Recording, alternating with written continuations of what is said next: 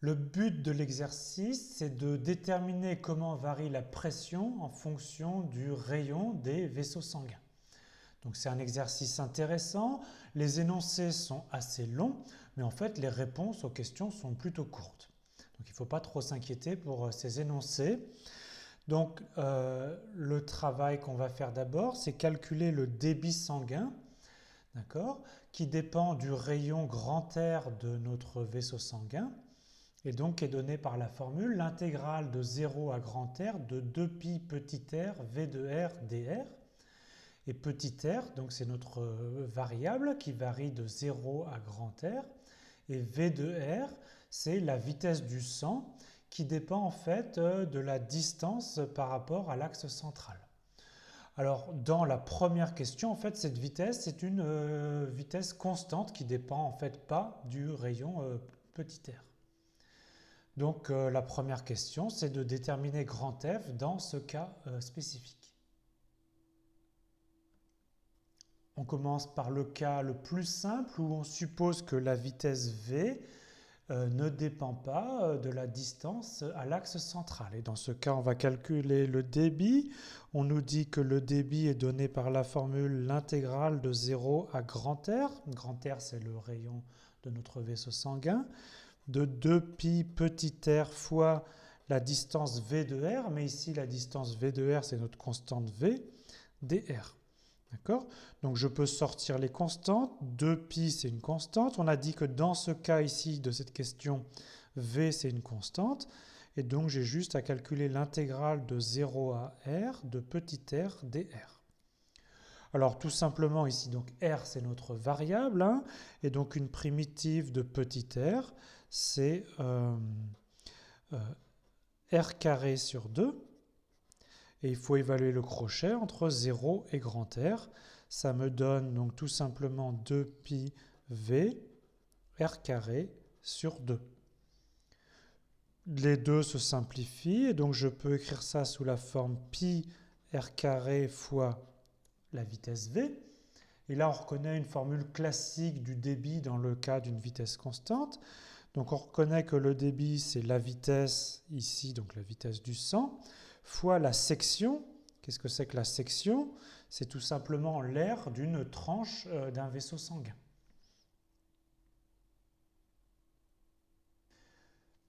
La modélisation qu'on a faite dans la première question ne correspond pas vraiment à la réalité. Dans la réalité, dans un vaisseau sanguin, il y a des frottements le long des parois et donc la vitesse est la plus importante le long de l'axe central et plus on se rapproche de la paroi, plus la vitesse diminue et le long de la paroi, la vitesse est nulle. D'accord ? Alors on va donner la formule de la vitesse par rapport à la distance R qui correspond à la distance avec l'axe central. D'accord ? Et c'est donné par cette formule-là. P divisé par 4 eta fois L, facteur de grand R carré moins petit r carré. Donc ça dépend de petit r, donc qui je le répète est la distance entre l'axe central et le point où on veut calculer la vitesse.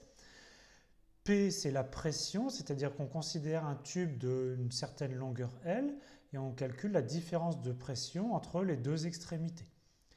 Eta c'est un paramètre qui est la viscosité, donc qui correspond à un sang plus ou moins épais. Et donc on a dit grand R c'est le rayon de notre vaisseau sanguin. Et donc il va falloir refaire le calcul du débit grand F en considérant maintenant que la vitesse n'est plus constante mais qu'elle dépend de R selon cette loi qui est exprimée ici. On reprend donc le calcul du débit. On sait que le débit c'est l'intégrale de 0 à grand R, donc de 2pi petit r fois la vitesse qui maintenant dépend de R. Donc ça c'est une intégrale par rapport à petit r. Donc je remplace la vitesse par la formule qu'on m'a donnée. Donc c'est l'intégrale de 0 à grand R, donc de 2pi petit r, grand P sur 4 eta L, grand R carré moins petit r carré dr. Alors qu'est-ce qui est constant, qu'est-ce qui varie? La variable ici c'est petit r. D'accord? Et le reste, c'est des constantes. Pi, grand P, eta, L, grand R, ce sont des constantes. Donc je peux mettre un certain nombre de constantes en facteur. 2pi grand P divisé par 4 eta L, ce sont des constantes que je peux sortir en facteur de l'intégrale. Donc ça fait pi P sur 2 eta L. Et il me reste à calculer l'intégrale de 0 à grand R, donc de petit r fois r carré, moins r fois r carré, c'est-à-dire moins petit r cube dr. Donc j'ai pi p de eta L. Maintenant, il faut que je trouve une primitive de petit r fois grand R au carré. Donc la variable, c'est petit r. Et donc une primitive, c'est petit r carré sur 2 fois r au carré. Et une primitive de r cube, c'est r puissance 4 sur 4. Et je dois calculer le crochet, disons, entre 0 et grand R. Et donc j'obtiens pi p de eta L. Et donc, en 0, d'accord, quand petit r vaut 0, cette expression vaut 0. Et donc, quand petit r vaut grand R, cette expression, c'est en fait r au carré fois r au carré, c'est-à-dire r puissance 4 sur 2, moins r puissance 4 sur 4.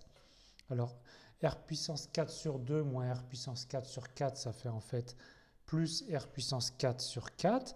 Et donc, ça me donne pi p r puissance 4, et au dénominateur, j'ai 2 fois 4, ça fait 8 eta L. Et ça, c'est mon expression du débit quand ma vitesse varie.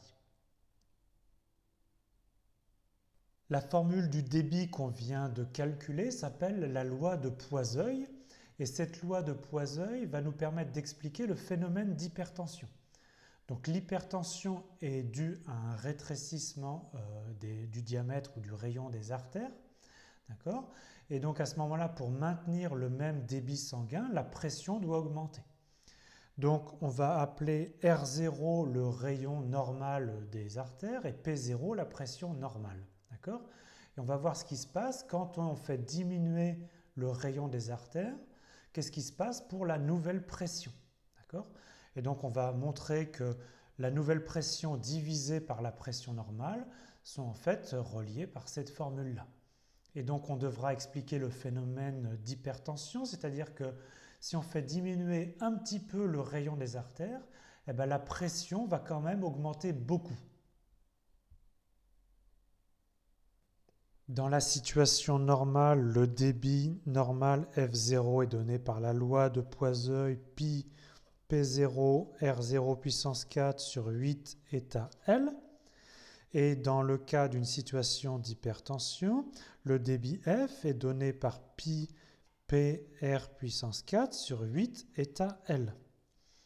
Mais quelle que soit la situation, le corps humain a besoin du même afflux de sang, donc les deux débits doivent être identiques. Qu'est-ce que ça donne? Donc on a donc pi P0 R0 puissance 4 sur 8 eta L doit être égal à pi P R puissance 4 sur 8 eta L. Donc cette égalité va se simplifier grandement parce qu'on peut diviser par pi à gauche et à droite. On peut simplifier par 8, on peut simplifier par la viscosité, par la longueur de notre artère.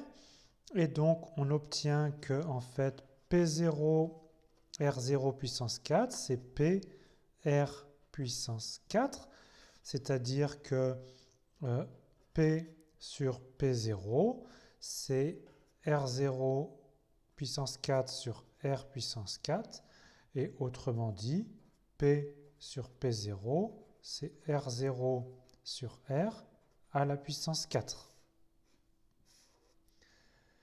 Donc maintenant, étudions plus explicitement le cas de l'hypertension. On suppose que le rayon d'une personne hypertendue est en fait les 3/4 de rayon des artères d'une personne dans une situation normale. Donc à ce moment-là, qu'est-ce que c'est que P sur P0? C'est donc R0 sur R à la puissance 4, mais à ce moment-là, R0 sur R, c'est 4 tiers, D'accord? Et donc c'est 4 tiers à la puissance 4. Et donc ça veut dire que la pression P, c'est 4 tiers à la puissance 4 de P0. Alors 4 tiers, c'est 1,33. On peut faire le calcul à l'aide de la calculatrice que 4 tiers puissance 4, ça fait environ 3,16. En tout cas, c'est plus grand que 3. Et ça veut dire que la pression d'une personne hypertendue est 3 fois plus élevée que la pression normale. Donc, remarquez, hein, le rayon d'une artère de notre personne hypertendue est en fait 75% du rayon nominal. Et par contre, la pression, elle, est 3 fois plus forte que la pression nominale.